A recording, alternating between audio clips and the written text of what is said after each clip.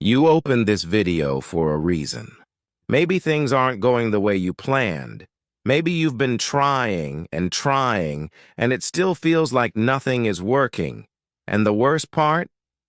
Nobody around you seems to understand what you're going through. The people closest to you tell you to cheer up, to be grateful, to just keep going. As if it's that simple. As if you haven't already tried that.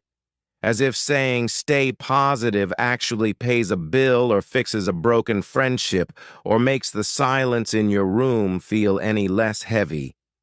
You've heard all the advice. You've tried. And here you are, still carrying this weight, still wondering when things are going to shift. Here's something most people won't tell you. Feeling broke isn't just about money. It's that heavy feeling when you wake up in the morning and wonder, is this really it? Is this really all there is? That feeling when you look at your life and feel like something is missing, but you can't even explain what. But what if I told you that the moment you're in right now, this exact uncomfortable moment, is actually the beginning of something? Stay with me, because these 5 lessons might completely change the way you see everything. The first lesson is this: sadness is okay. Have you ever had someone ask you, "Are you okay?" And you just say, "Yeah, I'm fine," even when you're clearly not? We've all done it, because somewhere along the way, we were taught that being sad means being weak, that strong people don't cry, that successful people don't struggle, that if you're really working hard and really grateful, you shouldn't feel this way.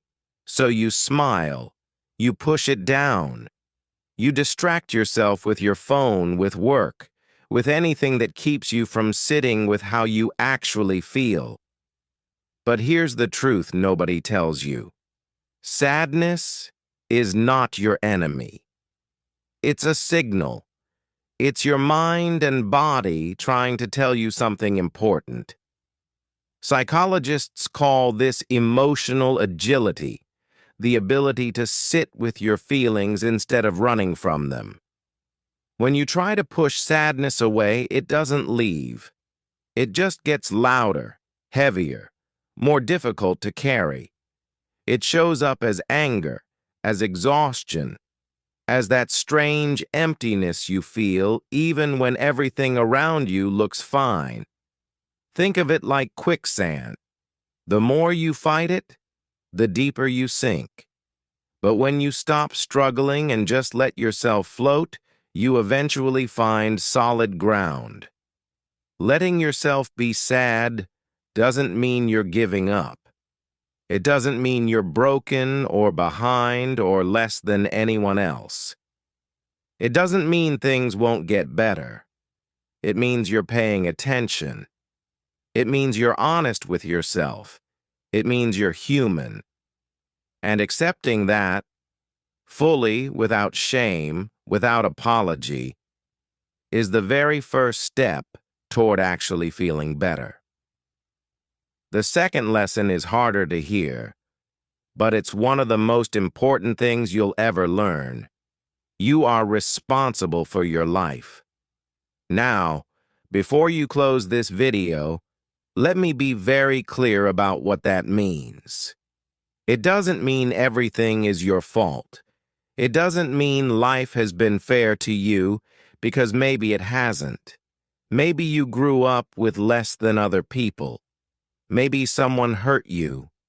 Maybe opportunities that were supposed to be yours never showed up. Sometimes things happen that you didn't ask for, didn't deserve, and couldn't have stopped. And it's okay to admit that. That's real. But here's where it gets interesting. 2 people can go through the exact same difficult situation and end up in completely different places 5 years later. Same starting point, completely different destinations.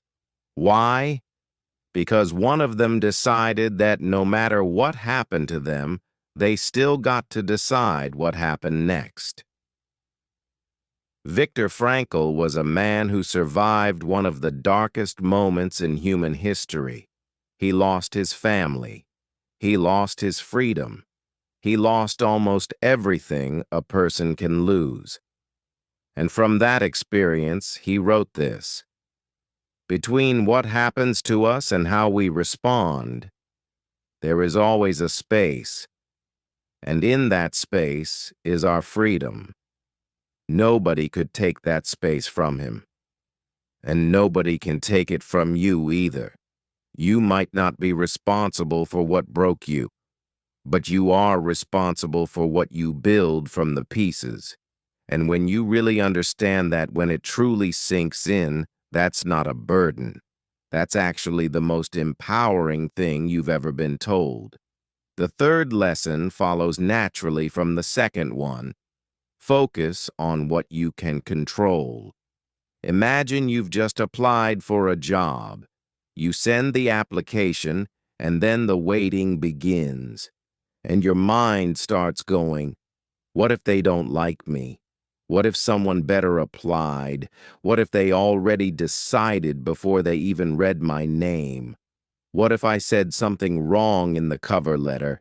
And just like that, your energy is gone, completely drained by things you have zero power over.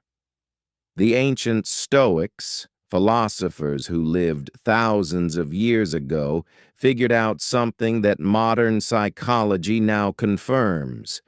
There are two types of things in your life: things you can control and things you cannot.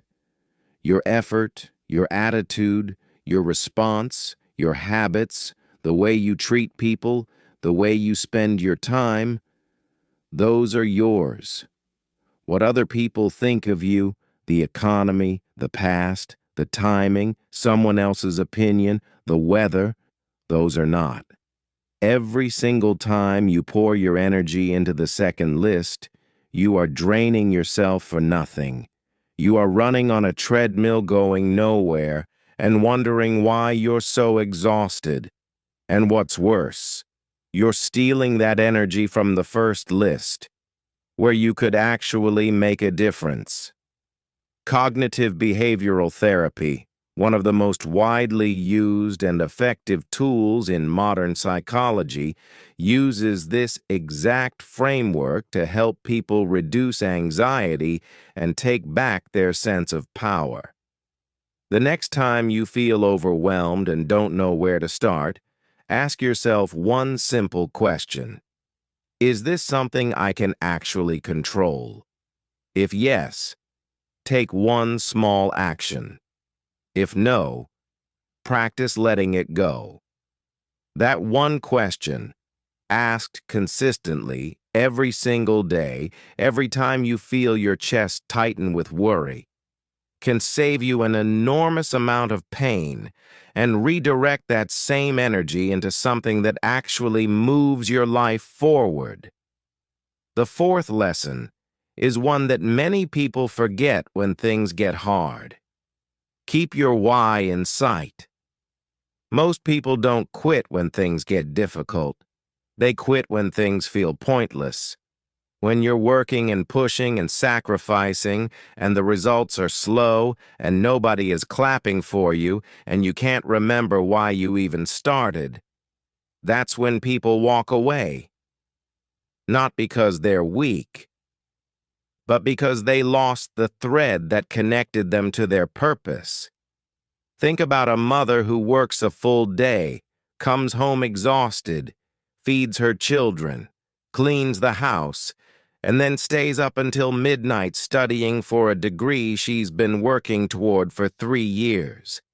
Nobody is forcing her. There's no one standing over her shoulder. The work is hard. The nights are long. Some nights she wants to quit. But she has a photograph on her desk, her child's face looking up at the camera, smiling. That's her why. It doesn't make the nights shorter. It doesn't make the studying easier. But it makes it worth it. Every single night, it makes it worth it. Simon Sinek, one of the most well-known voices on leadership and human motivation, built his entire philosophy around this idea. People who know their why can survive almost anyhow. Friedrich Nietzsche said it even more simply.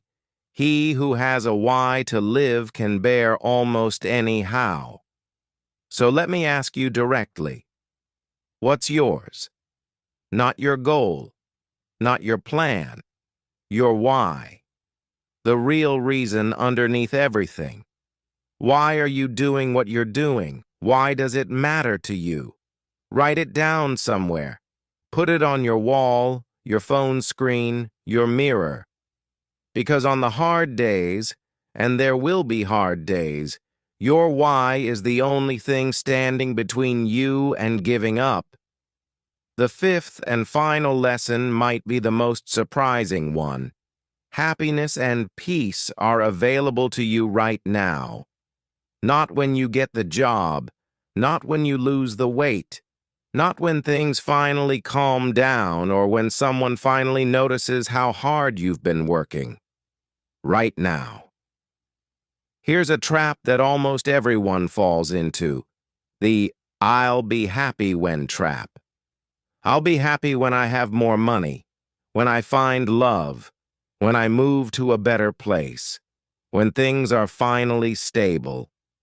We keep happiness on a shelf just out of reach, and we tell ourselves we'll take it down once we've earned it.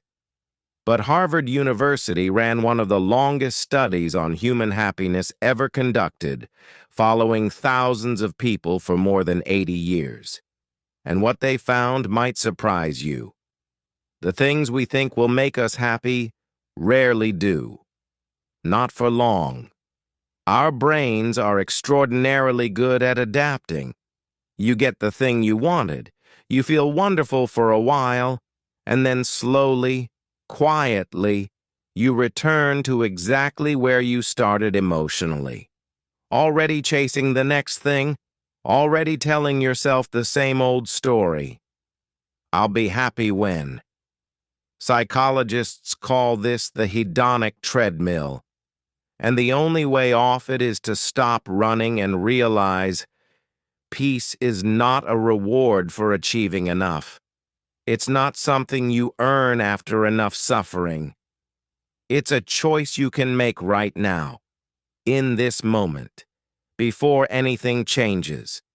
Not because everything is perfect, not because you have it all figured out, but because you decide that this moment, with all its mess and uncertainty and imperfection, is still worth being fully present for.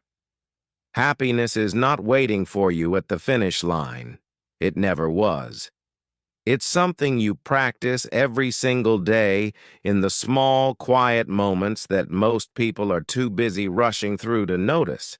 Start noticing them. Start choosing them. That's where your peace actually lives. 5 lessons. And they all come back to one quiet, steady truth. You have more power than you think. Not over everything.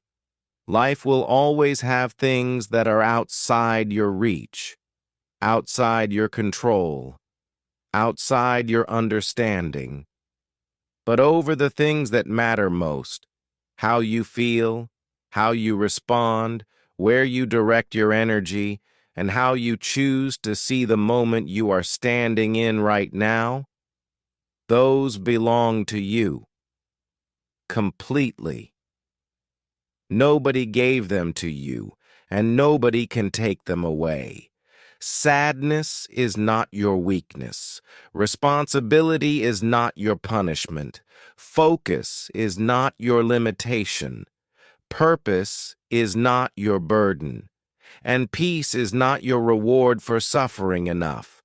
These are all tools, and they have been inside you this whole time, waiting for you to pick them up. If this video gave you even one thing to hold on to today, one sentence that made the weight feel even slightly lighter, that is enough. That is more than enough. Share it with someone who needs to hear this right now.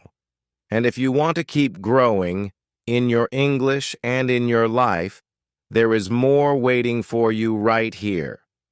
You did not stumble onto this video by accident. Something in you is still moving, still searching, still reaching, trying. And that is not nothing. That is everything. That is the whole point. Keep going. The next step doesn't have to be big or perfect or impressive. It just has to be yours.